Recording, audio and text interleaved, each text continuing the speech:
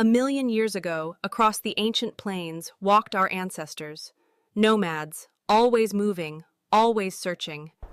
Their world was beautiful, but relentless.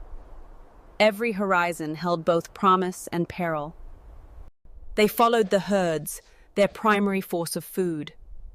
A moving bounty in a land of scarce resources. Life was a constant trek, a daily grind. Hunger and exhaustion were never far behind. Water, a fleeting gift on the plains, offered a brief moment of respite, a precious pause in their endless journey. The plains were home to giants and to shadows. Every movement, every sound could mean death. But ahead, a new promise emerged. A ribbon of green, a life-giving artery through the dry lands. The river, a source of life, was also a formidable barrier, a gateway to a new world, but guarded by unseen forces.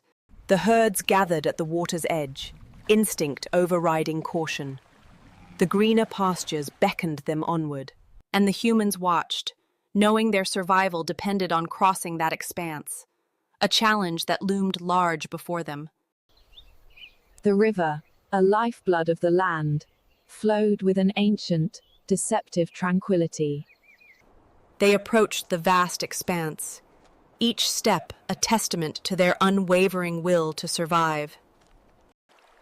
Ancestral wisdom whispered of hidden depths, of dangers lurking beneath the calm facade. The great herd began its gamble, a slow, wading procession into the unknown. Deep beneath the surface, an ancient hunter stirred, its patience as vast as the river itself.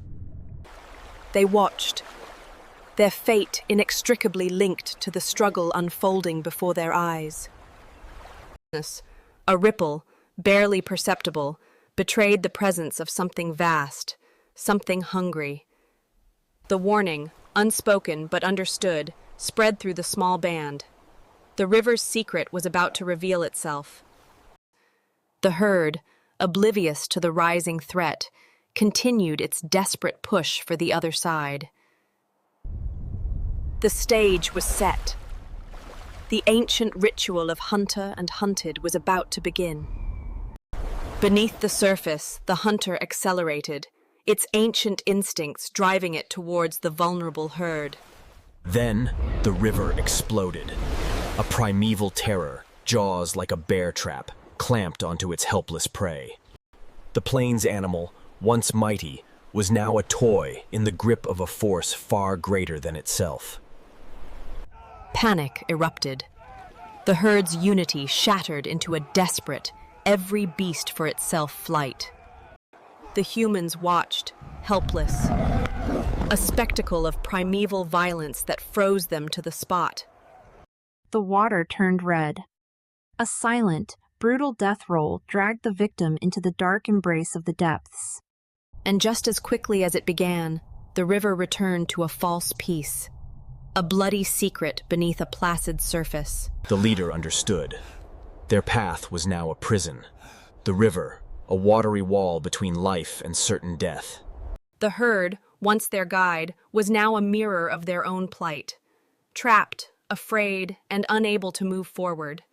They were caught between a monster in the water and the looming shadow of starvation on the land. Hours passed. The clan remained frozen in place, prisoners of the terrifying memory of the river's fury. But fear is a luxury the hungry cannot afford. The leader knew he had to understand the monster they faced. And then, the beast revealed itself. A titan of the river, a living mountain of scale and muscle. Its eyes were ancient, cold, and utterly devoid of malice. The simple, terrifying emptiness of a perfect killer. The display of power was absolute, a casual demonstration of the force that now stood between them and survival. The leader watched, his fear giving way to a cold, hard focus. He studied his enemy, searching for any weakness. For the young, the only answer was retreat. To flee from the nightmare that had claimed the river. But the leader knew the truth. Behind them lay the slow death of starvation. Ahead, a quick, violent one. As the day wore on, hunger began to replace fear as their most immediate enemy. A choice had to be made. As night fell, the monster slipped back into its dark domain, a silent, unseen threat, waiting in the black water. As darkness fell, the river did not sleep. The clans sought a defensible position for a night of certain terror. Without their greatest ally, fire, they were just another small, frightened animal, waiting for the dark. The gentle sound of the river, once a promise of life, was now a menacing whisper, a cloak for the monster. Every splash, every ripple, sent a jolt of terror through the camp. Their imaginations became their worst enemy, and from the darkness, the ancient eyes watched. The predator did not need to hunt. It only needed to wait. Dawn arrived, bringing no relief, only a clearer view of their prison and the gnawing reality of their hunger. The leader knew that to wait was to starve. The river was a fast death. Hunger was a slow one.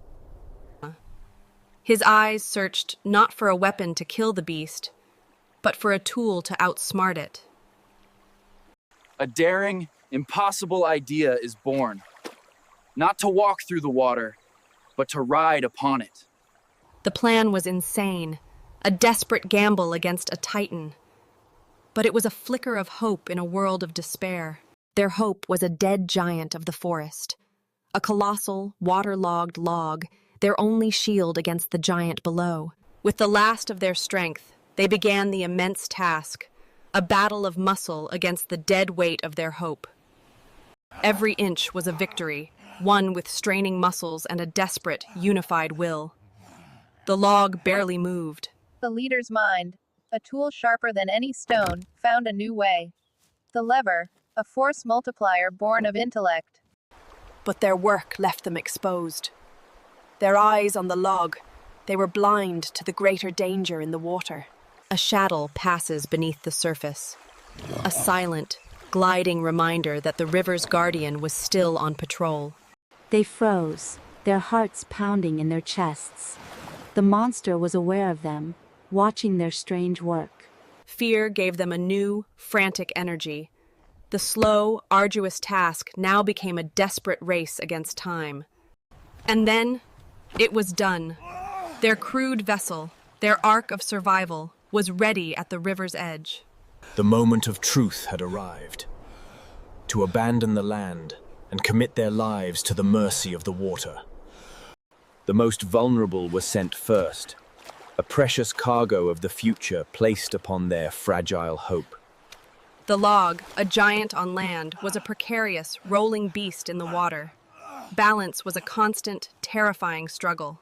The hunters entered the monster's domain, their feet leaving the safety of the earth for the murky, unknown depths. Adrift. A tiny, makeshift island of life in the middle of a vast, silent, and hungry river. For a moment, a fragile hope took root. They were moving. They were surviving. Perhaps the monster had left. But the river's guardian had not left.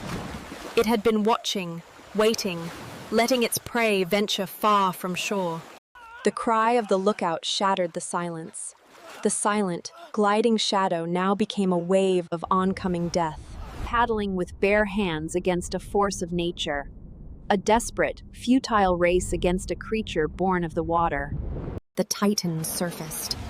A head the size of a boulder, an eye as cold and ancient as the river stones.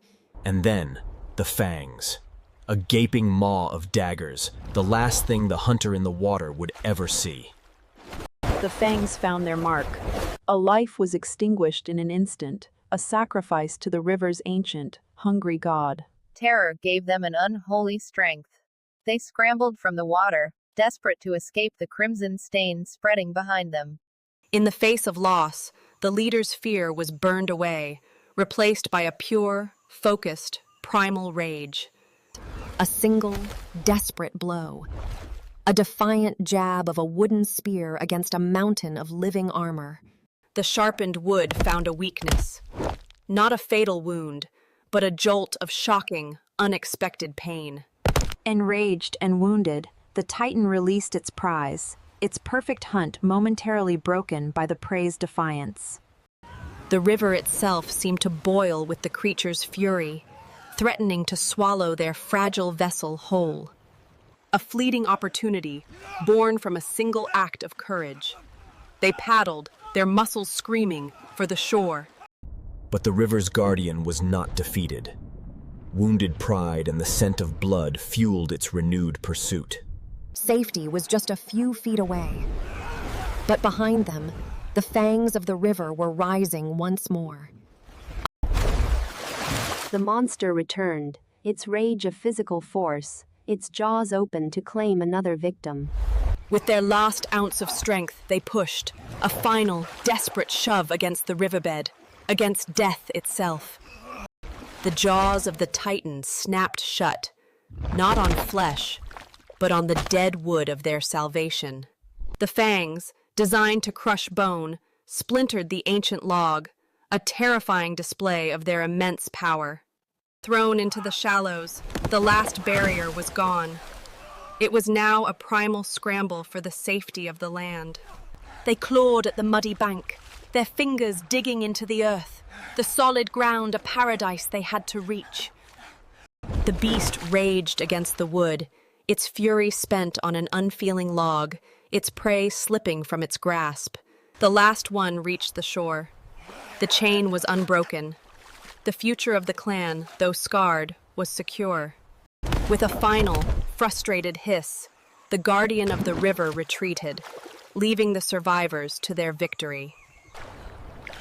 They had crossed, battered, grieving and terrified. The adrenaline faded, leaving behind a cold, crushing exhaustion and the silent shock of survival. There was no time to mourn the lost, but his absence was a gaping wound in the heart of the clan. The leader knew the riverbank was not safe. Survival demanded they keep moving, to leave the place of death behind. They rose as one, a broken family, leaning on each other for the strength they no longer possessed alone. And they walked into the promised land, not with triumph, but with the heavy, stumbling steps of ghosts. But their prize was now gone. The herds had scattered. They had crossed the river only to find a new, greener emptiness. Shelter was found for the night, a place to rest their broken bodies, if not their haunted minds. They huddled in the darkness, the loss of their kinsmen a cold space between them that no fire could warm. The leader looked out at the new world. He had paid the river's toll. The price was one he would carry forever. The promised land was beautiful under the moon, but its beauty was tainted by the memory of how they had arrived. Dawn broke on their grief. But hunger is a relentless master, and it does not respect sorrow. The hunters rose, their bodies aching, their hearts heavy. But the clan's survival depended on their strength. They stepped into a new world, a land of unfamiliar plants and unknown dangers. A world they had to learn. The great herds were gone, but life was still here. Smaller, faster prey, demanding a new kind of cunning. They adapted, their ancient skills repurposed for this new, greener battlefield. The hunt was in their blood. Their skill had not abandoned them. The kill was clean, a quiet victory after a great loss.